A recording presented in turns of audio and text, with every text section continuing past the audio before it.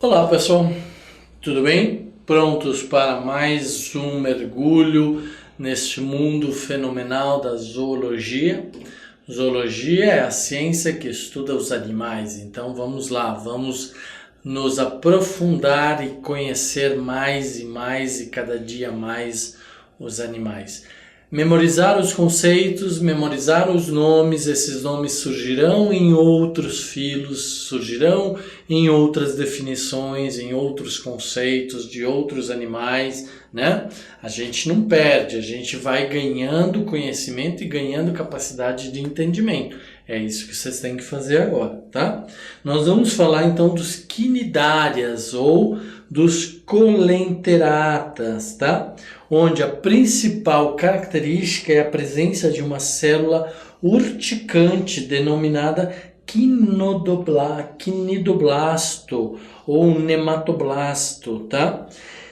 Quem será que são esses indivíduos? Célula urticária é animal, não estou falando da planta urtiga, não estou falando do vegetal. Mas quem será que lança uma toxina que causa dor, que causa paralisia, que causa reação alérgica, pode causar até a morte de pessoas, de crianças, de seres humanos? Lembraram? Sim, elas, as águas-vivas, as caravelas, né? Que habitam nossos oceanos e que esse ano que passou, esse verão que passou, nós tivemos vários problemas, né? De caravelas, de águas-vivas que tocaram na pele dos banhistas e com isso causaram alguns problemas, né? Tá? Então, inclui os hidroides, anêmonas e os corais que formam os recifes. Então vamos entender quem são esses. Então são os primeiros animais na classe dos eumetazoas, né? Lembra quem eram os parazoas? Difícil esta pergunta para quem não estudou, para quem não prestou atenção na aula passada. Parazoas é um único filo dos poríferos, né? Ou poríferas. E só temos as esponjas no filo dos parazoas, tá? Todos os demais animais são eumetazoas, são diblásticos, né? Então, as águas marinhas, as hidroides, né? Que são as águas marinhas, as caravelas, as anêmonas e os corais, só possuem dois tecidos, endoderme e ectoderme. Endoderme, endo de dentro, são os tecidos mais internos e ecto de externo são os tecidos mais para fora, né, do indivíduo, né? Ok? Então não possuem o mesoderme. Então são neuromiares, olha, então já possui um sistema de tecidos, um sistema de neurônios, né? Um sistema de transmissão de impulsos nervosos, né? Um sistema nervoso, possui e são protostômios. O que são protostômios, né? São aqueles indivíduos que através da sua cavidade vão formar boca ou vão formar ânus, né? Tá? Os protostômios vão formar o quê? Ânus ou boca? E os deuterostômios? Ai, professor, não lembro. Então, lição de casa para vocês hoje, né? E na próxima vez eu vou cobrar de vocês de novo. Os protostômios são os indivíduos que a partir da sua cavidade geram ânus ou boca. Boa pergunta. Busquem as respostas, né? Para que a gente possa falar em próxima aula, tá? Possui simetria radial ou birradiada, né? Isolados ou em colônias, todos são aquáticos. Então todos estão na água. Assim como as esponjas, esses também estão na água, né? Então eles apesar de ser eumetazoas já, eles ainda possuem algumas dependências e algumas limitações, mas eles são uma grande quantidade de indivíduos, cerca de 10 mil espécies, ou seja, uma diversidade muito grande. Então tem indivíduos desde centímetros até metros, né, de comprimento, tá? Então vamos falar dos tipos morfológicos. Nós temos os pólipos, que são seres, apesar de ser eumetazoas e mais evoluídos, eles são fixos. Olha lá, um pólipo fixo no arrecife, fixo no recife, fixo numa pedra, tá? Fixo a um substrato profundo, normalmente bentônicos. Bentônicos são os indivíduos que vivem na camada mais inferior do oceano, ou na camada mais profunda do oceano, onde a luz não chega, né? Tá? Ok? Certo? Ou melhor dizendo, onde estão sujeitos a movimentos profundos de correntes marítimas, né? Bentônico significa de bento, que significa desse movimento das camadas oceânicas, tá? Com tamanho variado, desde microscópios até 3 metros de comprimento, tá? Possuem forma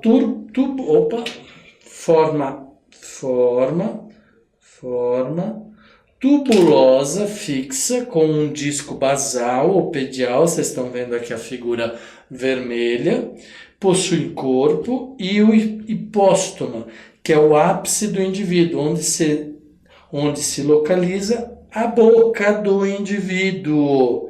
E em seu redor tentáculos moles, ocos ou maciços. Nesses tentáculos estão as toxinas. E olha que dica que eu dei para vocês aqui. Possuem boca. Não possuem ânus? Não possuem ânus, só possuem bocas.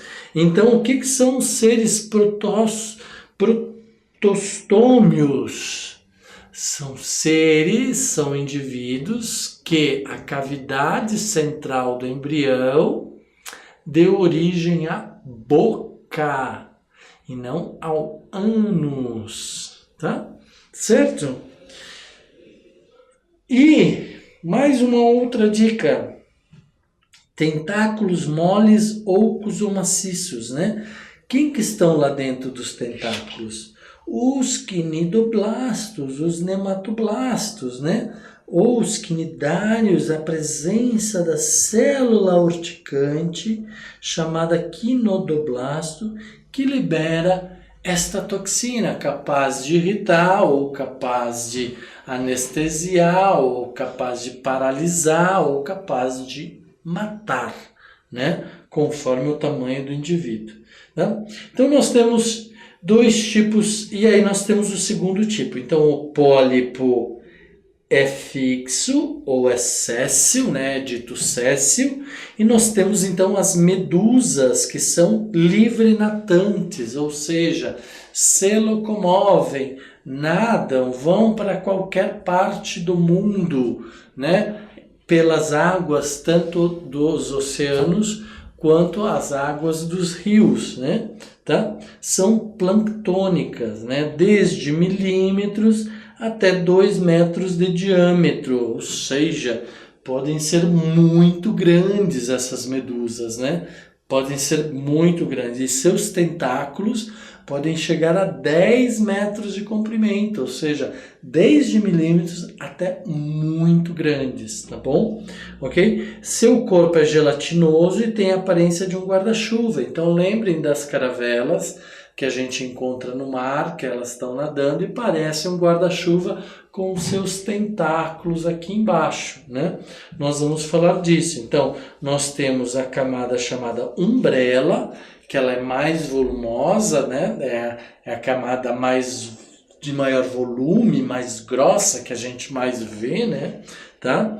É superior, Face externa convexa, então sempre parece aquele guarda-chuva, né? Nós temos um guarda-chuva, o guarda-chuva faz assim, para quê? Para que a água caia e escorra, né? Ele não vai fazer assim, que é côncavo, para armazenar água, né? Porque senão daqui a pouco cai tudo na nossa cabeça. Então ela é convexa, a água cai e escorre. E assim é a caravela também. Então o que toca na sua superfície escorre. E se for um alimento, uma substância nutritiva, os tentáculos vão absorvê-lo e se alimentar, né? E a isso a gente chama de exumbrella. E a parte interna, côncava, chama-se de subumbrella. Então nós temos a umbrella com a parte convexa e por dentro nós temos a parte côncava da medusa, tá? Ok? Manúbrio é o cabo do guarda-chuva, então ela tem uma parte principal, né? Onde essa medula, essa medusa desenvolveu a sua umbrella, tanto a interna quanto a externa, né? Então estão ligada por um manúbrio, né? Certo? Que é o cabo do guarda-chuva. Uma extremidade livre apresenta um orifício que pode ser a boca ou o ânus.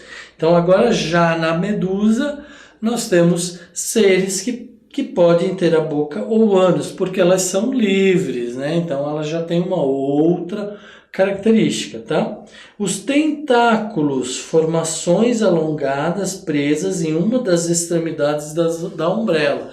Então os tentáculos se ligam ou se conectam à umbrella, tá? Não ao manúbrio, mas à umbrella, tá certo? E aí nós temos então também o véu ou velo, que é um disco com orifício central preso à umbrella, tá? É um disco dentro da umbrella, né? Que tem então como se fosse o intestino da caravela ou da medusa, tá? Se for craspédotas, hidrozoa, possuem velo. Se for acraspédotas, esquifozoa, não possuem esse velo. Então, não possuem esse orifício central, tá? Já vamos entender. Então, hidrozoa, né, que possui orifício central, é formada por pólipos, pequenas dimensões ou ausentes, por exemplo, a fisália pelágica, caravela poliformica. Pessoal, cometi um erro aqui, tá? Esse acento, vocês sabem que quando o nome é científico, não tem acento, tá? Então, fisália pelágica sem acento, tá? Tirem, eliminem esse acento daqui, ok? Que é a caravela polimórfica. Agora, já no nome comum, pode ter acento sim, tá? Hidra SP, hidra de água doce ou albélia SP. Né? Lembra que eu falei para vocês quando aparece a palavra SP, que significa todas as espécies do gênero Hidra, né? Ou todas as espécies do gênero Obélia. Tá? Esquifozoa, formada por medusas, em geral, com diminutos pólipos, tá? Aurélia SP, Cyanea SP, né? Cyanea SP. Anthozoa, exclusivamente por pólipos marinhos. Corallium rubrum, coral vermelho. Buonodossoma caesarum, né? Rosa do mar roxa. Anêmoras, né? Ok? Então, nós temos aqui algumas classificações dos indivíduos do filo Quinidária. E temos também os corais, né? Dentro desses anthozoas, os corais são formados por pólipos com secreções calcárias, CaCO3. E ainda temos o cubozoa, forma medusoide de 2 a 3 centímetros, então é um pequenininho, é o menor deles na forma de medusa, então é uma medusa bem pequenininho, mas não se enganem, esse bem pequenininho ele é muito venenoso. Muito venenoso. As substâncias urticantes, as toxinas dos quinidoblastos destas destas estruturas é muito venenosa e dói muito, tá? São predadoras vorazes, podem causar envenenamentos mortais ao ser humano, podem matar inclusive a nós, seres humanos, tá? Então olha lá, nós temos o hidrozoa, tá? Nós vamos fazer uma brincadeira aqui. Hidrozoa são estes indivíduos aqui, tá? Então possui tentáculos, possui a umbela externa, interna, possui um pedúnculo principal. Como é que é chamado esse pedúnculo principal? Manúbrio, tá? Lembrem, manúbrio, pedúnculo principal ligado à umbela, né? Tá? Ok? Tá aqui. Aí nós temos a esquifozoa, certo? São medusas também, com seus manúbrios, seus tentáculos, sua ombela, certo? Interna e a externa. Aí nós temos a antozoa, né? Antozoa está aqui. Covellum, olha lá o cilindro central, fixas nos corais, né? Nos recifes. Nós temos os corais, formados por vários tipos de antozoas, né, com várias características, e nós temos os cubozoas. Olha, não tem o manúbrio, são minúsculas, mas têm uns tentáculos muito gigantescos. Mentira, são pequenininhos, né, porque elas são pequenininhas, muito pequenas, mas são extremamente venenosas, tá? Ok? Então, nós temos estes indivíduos, antazoa, corais e cubozoa. Ok? Vamos falar um pouquinho das células, né, de um quinidário. Então, nós temos o quinidoblasto, que é aquela célula urticante, né, que predomina as extremidades dos tentáculos, né, para ataque, defesa, fixação e captura de alimento. Então, ele serve para se proteger, para atacar um inimigo, para mobilizar um inimigo, para conseguir alimentos, tá? Então, são os quinidoblastos, né? Tá? Quinidoblastos ou nematoblastos, que possuem aquela célula urticante com uma toxina muito venenosa, tá? Ok? Que causa muitos problemas a todos os animais, outros vegetais e principalmente também para os seres humanos, tá?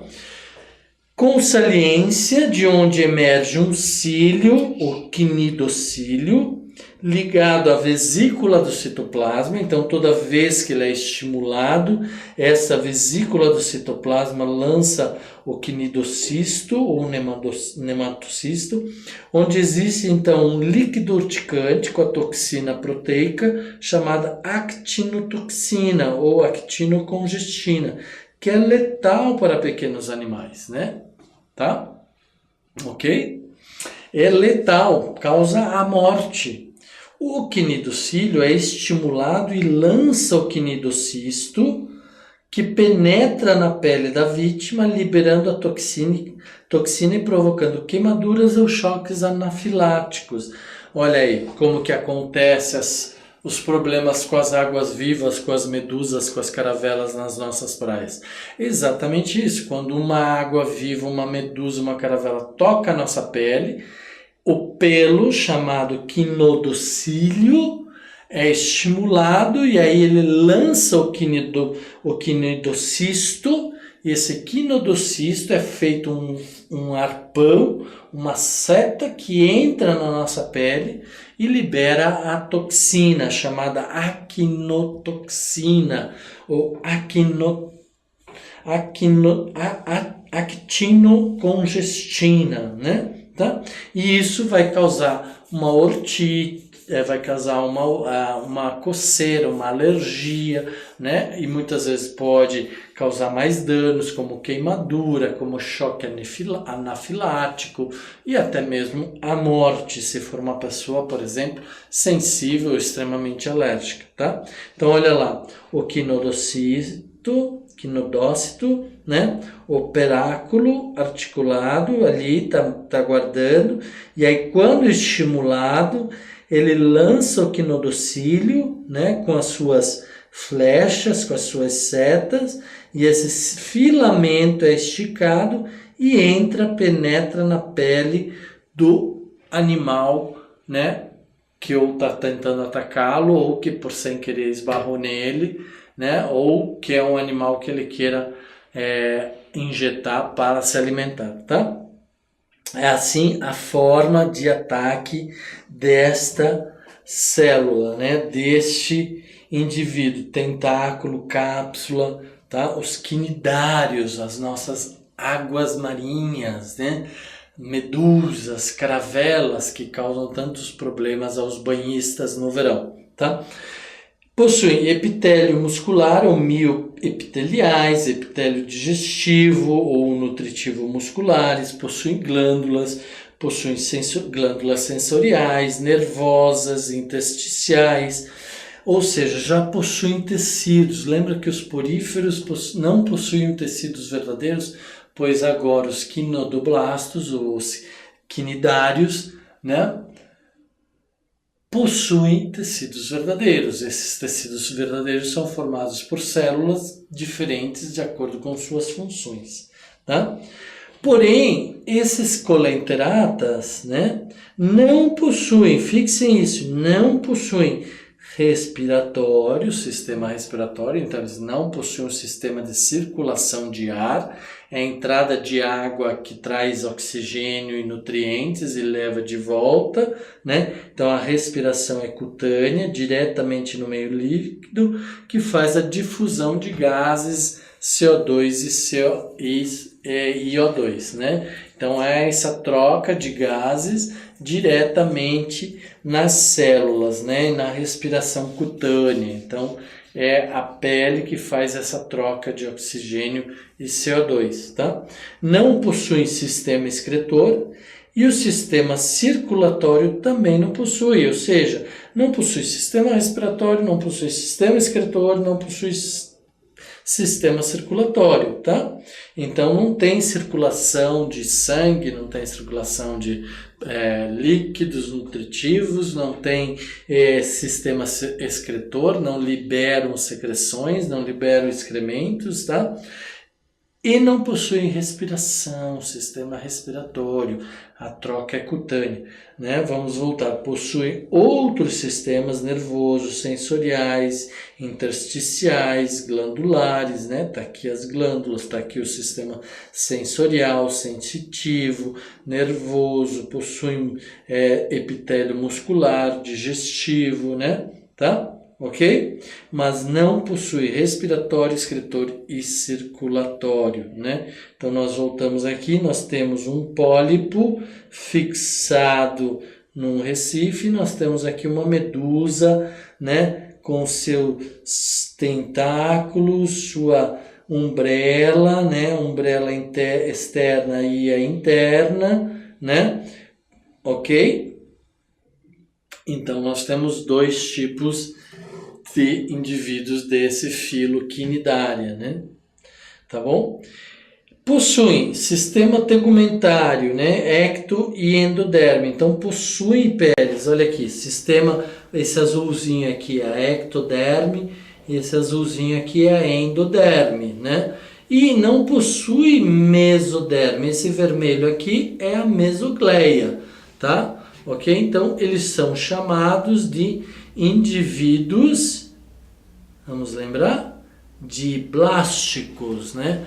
Porque possuem dois tecidos ou dois folheiros celulares, né? O interno e o externo, tá? Endoderme e ectoderme. Tá? A mesogleia é secretada pela epiderme, então a parte de fora da pele, né? A pele secreta essa mesogleia que vai formar a gastroderme. Olha aqui, pessoal, essa parte vermelha é a gastroderme, né? Essa parte interna aqui, né? Azulzinha interna aqui. Abriga células nervosas, serve de suporte elástico e flexível, tá bom? Ok? Então vamos lá, vamos recapitular. Nós temos a epiderme, a parte externa, nós temos a endoderme, essa parte de cá, e aqui nós temos a gastroderme, que é essa camada azul mais grossa. E nós temos a camada vermelha, que é a mesogleia, né? Nós temos uma cavidade digestiva e a formação da boca no pólipo, né? Na medusa também a formação da boca. E aqui nós temos então os tentáculos, né? E o nematocisto, que são aquela estrutura celular que vai liberar o veneno, né? Então, que armazena toda a substância urticante, tá? Tentáculo e tentáculo. Então, tentáculos nas medusas e tentáculo nos pólipos, tá? Sistema esquelético de sustentação. Então, tanto a medusa quanto o pólipo possuem sistemas esqueléticos de sustentação. Sustentam na forma séssil, na forma fixa ou na forma nadante, né? Pode apresentar exoesqueleto calcáreo, quitinoso ou córneo, proteico, né? As medusas não possuem esse esqueleto exoesqueleto, né? Esse esqueleto externo. Então as medusas não possuem esse esqueleto externo, somente o esqueleto interno, tá? Possuem sistema digestivo incompleto, não possui ânus, tá vendo? Não possui ânus, tá? Os tentáculos. Então vocês podem se confundir. Ah, professor, mas você acabou de dizer que algumas delas podem ter ânus. Lembrem que na natureza tudo sempre tem alguma exceção. Por vias de regra, os quinidários formam boca, possuem boca, não possuem ânus. Principalmente por quê? Porque muito é troca de gás e é troca de água e também porque não geram excremento. Por isso que eles não têm tecidos excretores. Então, para que eles vão ter ânus se eles não geram excrementos, né? Tá? Então, tentáculos capturam alimentos, pequenos animais marinhos, por meio dos quinodocistos, né? Então, o quinodocisto lança aquela flechinha que entra na pele, libera a toxina, né? Anestesia ou paralisa o animal ou o indivíduo, né? E trazem para dentro da boca. A presa entra na cavidade gastrovascular, onde as células glandulares, por meio de enzimas, então lembra que as enzimas fazem toda a digestão, lembra da fagocitose? Agora não é a fagocitose, é o cílio, é o quinodocílio que lança a flecha, mobiliza a presa e depois traz a presa para dentro da célula ou da cavidade gastrovascular, né? E aí, então, por ação das enzimas, vão realizar a digestão extracelular, né? Então a digestão é fora da célula. Depois que ela é dissolvida pelas enzimas, então a célula absorve os nutrientes daquele indivíduo, tá? Okay? Não é intracelular, não é interna, né? Não é dentro da célula, é fora. Tá? Células músculo-digestivas, por fagocitose, incorpora o alimento parcialmente digerido e completa a digestão intracelular. Então, absorve os nutrientes que foram digeridos ou decompostos quimicamente pelas enzimas na parte externa da célula, são absorvidos para dentro da célula e aí dentro da célula ainda sofrem quebras químicas, metabólicas e aí vão servir de alimentos para os indivíduos. Portanto, possuem digestão intracelular e extracelular. Começa lá fora e termina lá dentro, tá? O sistema nervoso já possui sistema nervoso, só que ele não é bem formado. Ele é difuso, ele é uma mistura em todos os seus tecidos, tá? São os primeiros animais a possuírem um arco reflexo, né? Então, o reflexo do cílio, o reflexo do animal, né? Então, é o primeiro animal que faz esse arco reflexo. A medusa, ao nadar, né, por células contráteis, faz um reflexo, um arco reflexo, tá? Então, células sensitivas, células nervosas e células musculares. Tudo isso compõe, então, o seu sistema nervoso. Células sensoriais recebem o estímulo, que é transmitido para as células nervosas, né, para os neurônios, né, e destas para os músculos, que reagem e fazem o estímulo do movimento ou da apreensão de um alimento, tá? Então, sentem vibrações, sentem presenças, transferem esse sentimento, essa sensação para as células nervosas. Essas células nervosas geram um estímulo para as células musculares se movimentarem, ou fazerem uma apreensão de alimento, ou abrirem e se fecharem para a entrada de água, ou para se locomoverem, tá? Ok? Então, possuem sistema muscular, células mioepiteliais, lembra quem faz a contração do coração? É o miocárdio. Então, mio significa músculo, né, de contração, com miofibrilas contráteis nas bases. Possuem reprodução assexuada, da mesma forma que os poríferas, por brotamento, fragmentação e estrobilização, né? São outros dois tipos de forma assexuada, a formação do estrobilo ou formação de fragmentos. O fragmento de uma medusa ou de um pólipo pode gerar um novo indivíduo. A estrobilização é a gente já falou aqui, é aquela situação em que o pólipo se quebra e lança um indivíduo que vira de forma, né, vira sua forma, e aí gera-se então um novo indivíduo, tá? Ou o brotamento, através do broto. Podem ser sexuadas monóicas ou dioicas, monóicas quando tem os dois gametas no mesmo indivíduo, ou dioicas quando tem cada indivíduo com um gameta, tá? Fecundação interna ou externa. Então, pode ter a fecundação tanto interna, dentro das células, quanto externa, no meio ambiente. Desenvolvimento direto nas hidras ou indireto nas larvas das plânulas, tá? Então, pode ser direto, ou seja, forma uma caravela, só forma uma água-viva, forma uma medusa, e tem um indivíduo, e esse indivíduo diretamente vai para a fase adulta. Já nas larvas da plânula, gera-se uma larva, do indivíduo adulto gera-se um ovo, o ovo gera uma larva que se alimenta e que vai gerar um novo indivíduo adulto com uma outra característica, uma outra estrutura corporal, tá?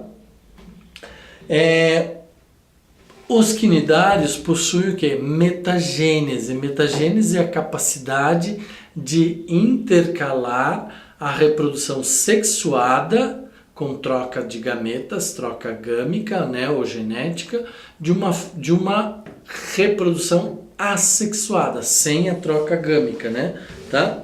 Então, por exemplo, assexuados pólipos e sexuadas medusas, hidrozoa, esquifozoa, cubozoa, tá? Então eles têm capacidade de alterar gerações. Então uma geração acontece pela reprodução, pela troca de gametas, pela intersecção de gametas, e a outra pela simples troca por brotamento, brotamento, estrobilização ou fragmentação. Algumas circunstâncias ambientais é que vão dar esse estímulo de ser sexuada ou assexuada. E aí com isso existe uma troca e uma evolução genética. Lembrem, quanto mais fecundação e troca de gametas, masculino e feminino, os indivíduos com um só gameta e que fazem, portanto, a troca dos seus materiais genéticos, maior vai ser a variação genética e mais apta a espécie vai estar a uma adaptação, tá? Possuem também a forma de regeneração, ou seja, capacidade de restaurar ou regenerar partes perdidas. Primeiro relato sobre isso foi de Tremblay, 1774. Então, os quinidários possuem essa capacidade de regenerar partes perdidas, tá, do seu corpo, ok? Então, esta é uma capacidade dos quinidários, assim como era dos poríferas. Ok, pessoal? Então, dessa forma, a gente termina a aula de hoje. Novamente, aulas de zoologia são aulas que demandam, requerem muita leitura, muita memorização, desenho, estrutura, busquem informações na internet, em outros livros, peguem filminhos, assistam, fixem o conteúdo, fixem as imagens, né? Tá? Ok? E assim a gente consegue fixar o conteúdo e o conhecimento. Está bem? Muito obrigado. Até a próxima aula. Um grande abraço para vocês. Tudo de bom.